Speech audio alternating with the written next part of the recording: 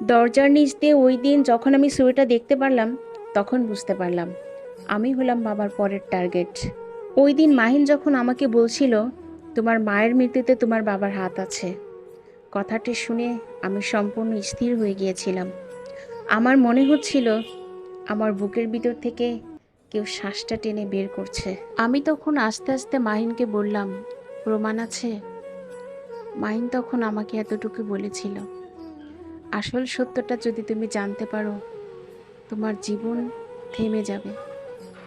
আমি তখন একটু থেমে গিয়ে মাহিনকে বলেছিলাম, আমার জীবনটা তো অনেক আগেই থেমে গিয়েছে, তারপরেও আমাকে আসল সত্যটা জানতে হবে, কারণ আমি জানতে চাই। মাহিন তখন বলল, ঠিক আছে, আজকে রাতে জেগে থেকো, তুমি নিজের স্বচক্ষে আজকে নিজের চোখে সব কিছু দেখবে।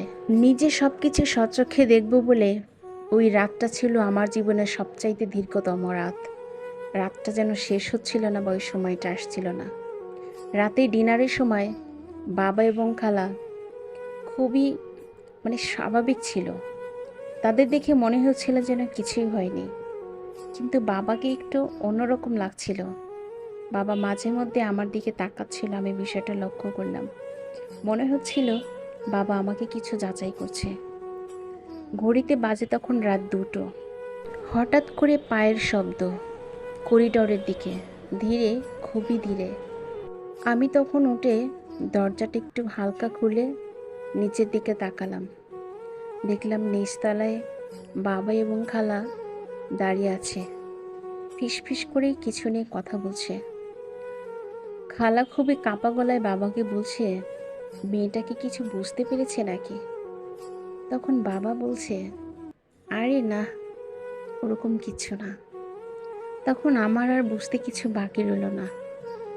তারপরে বাবা খালাকে বলছে, তুমি একটু আস্তে কথা বলো, কারণ দেওয়ালেরও কান আছে, আর সেও যদি এরকম করে তাহলে আগেরটার মতো এটারও ব্যবস্থা করতে হবে।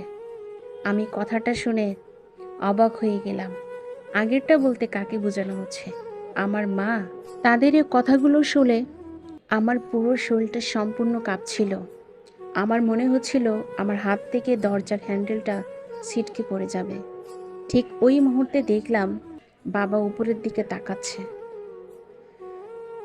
আমার দরজার দিকে।